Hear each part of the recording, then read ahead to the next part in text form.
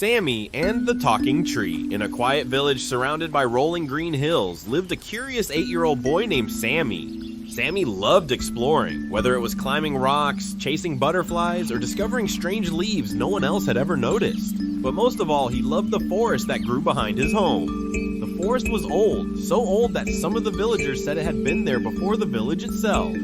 Great oak trees stood like wise giants, and streams wound around the trunks like silver ribbons. Birds seemed to sing in languages only they understood, and somewhere deep inside, the air always felt a little magical. One bright afternoon, with a backpack full of snacks and a magnifying glass swinging from his neck, Sammy decided to explore a part of the forest he had never visited. "Don't go too far," his mother called from the window. "I won't," he promised, already excited for the adventure ahead. Into the deep woods, Sammy followed a deer path, hopping over roots and listening to the wind whisper through the leaves. As he walked deeper, he noticed something strange. The forest grew quieter, not silent, but expecting, as if it were holding its breath. Suddenly, Sammy spotted something unusual, a faint shimmer behind a cluster of old ferns. Curious, he pushed them aside and found himself staring at a huge tree with a trunk wider than his house. Sunlight filtered through its branches, making it glow with a warm golden light. But what truly caught his attention was a small, perfectly round door carved into the trunk. "A door?" Sammy whispered, his eyes wide. Before he could touch it, a deep yet gentle voice echoed above him. "Well now, it's been a long time since a child found me." Sammy froze. "Who's there?" The tree rustled, and its bark shifted like an old man stretching his joints. "It is I, young one, the tree you stand before." Sammy's mouth fell open. You can talk?"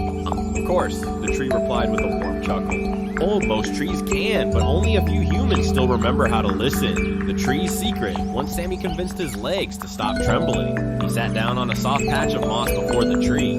"What's your name?" he asked. "I have had many names," the tree replied, "but you may call me Elderwood." Sammy grinned. "Hi, Elderwood." The ancient tree creaked happily. "Hello, Sammy." "How do you know my name?" "The forest knows the name of every child who enters with kindness in their heart."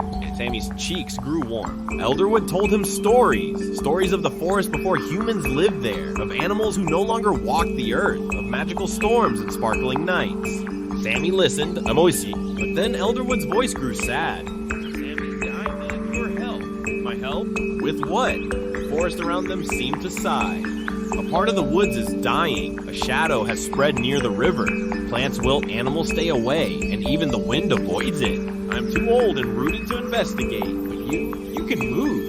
Will you help me save the forest?" Sammy didn't hesitate. "Of course I will." The shadow by the river Elderwood gave Sammy instructions. "Follow the sparkles on the wind. They will guide you." Yet sure enough, when Sammy stood, tiny specks of gold drifted through the air like dancing fireflies. He chased them through the trees until the ground began sloping downward. Soon he reached the river, but something was wrong. The water, usually clear and bright, now flowed thick and dark like ink.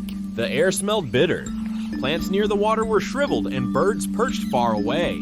Sammy crouched near the edge. What could have done this? A soft whimper made him turn. A young deer lay tangled in thorny vines. The vines were black, not natural, not healthy.